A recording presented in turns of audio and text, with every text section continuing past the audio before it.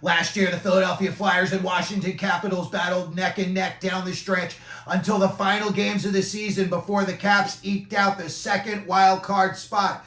This year, it looks like both teams will be equally matched again. So today, we did a little side-by-side comparison of each team's off-season, gave them a letter grade, and at the end, we'll let you know if we think either of these two teams will make the NHL playoffs. Hey everybody, welcome into Clearing the Benches, your one-stop shop for hockey content. If you go ahead and hit your subscribe button right now, you'll be sure to be in on all of our future videos. Well, last season, it looked like the Philadelphia Flyers had a playoff spot all locked up.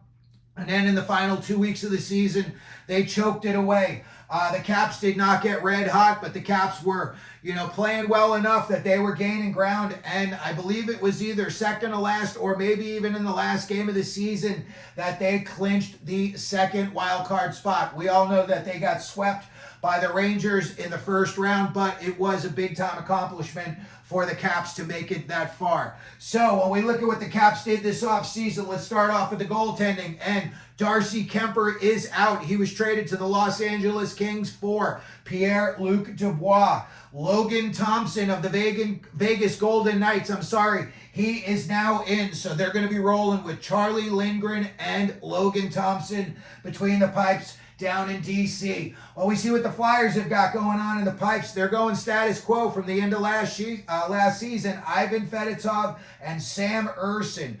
We still don't know what the final word is going to be on Carter Hart, but when I looked just recently, he still is on the Flyers roster. So we'll have to see what happens with him and the other defendants in that case. When we get back to the Caps and look at what they did on their back end, this is where they made their biggest splash of the summer, when they acquired Jacob Chychrun from the Ottawa Senators for Nick Jensen.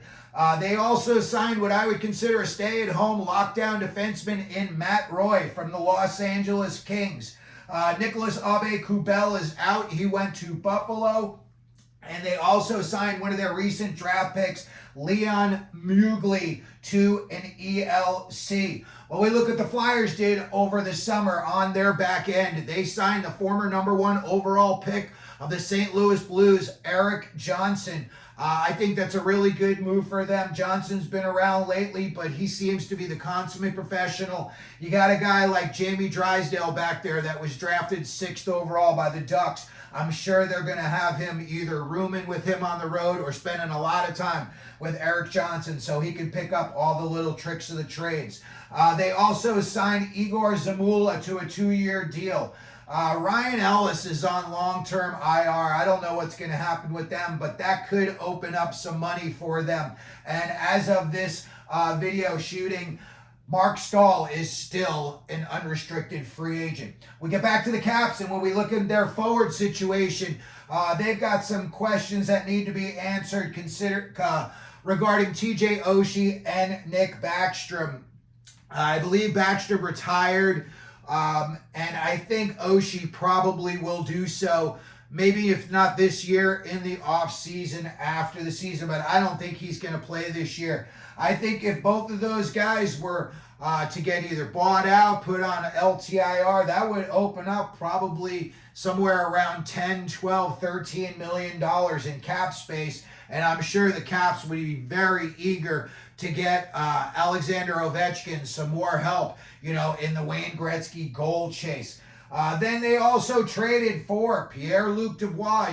We all know his story. He seems like a malcontent. He's been here, he's been there, and it doesn't seem like he catches on anywhere. Maybe a guy like Ovechkin can get to him, and maybe, they have some kind of a chemistry, or maybe Ovechkin just scares him into playing well. But, this is, I think, the 4th place for Pierre-Luc Dubois, if not the 3rd. It's going to be very interesting to see what he does this season. On the forwards, the Caps, they signed Brandon Duhaime and Taylor Radish. I believe both of those guys are going to be playing on the 4th line together. The Caps also re-signed Connor McMichael, and as of this video shooting, Max Pacioretty is an unrestricted free agent. When we look at the Flyers, their big news this summer was that they signed Matvei Michkov to an ELC. he's coming to the NHL, and he's going to be playing for the Flyers this year. Everybody there in Philly has got to be extremely excited to see what this kid is able to do. They waived Cam Atkinson. You know, I'm a little surprised. I know he was one of Tortorella's boys, but it just didn't work out for him in Philly. And then I believe it was yesterday or the day before, they re-signed Travis Konechny, 8 years, $8.75 million. That is an awful lot of money, and I hope that for the Flyers and their fans' sake, he is worth it. They also signed Bobby Brink. They're bringing him back for 2 more years. They extended Garnet Hathaway 2 years. I believe it was about $4.8 million. And they just signed their recent 2024 draft pick, Jet Luchenko, to an ELC, as well as they signed 3 players to 2-way AHL, NHL deals. So when you look at what the Caps and the Flyers have done this summer, I'll tell you what, I'm not really overly enthusiastic about what the Caps did. You know, Jacob Chikrin, I saw him up close in Arizona. He's good, but he's not that good. And then when he went to Ottawa, it just seemed like he was a bust there. So, you know, maybe playing with Ovechkin, maybe John Carlson can teach him some tricks of the trade.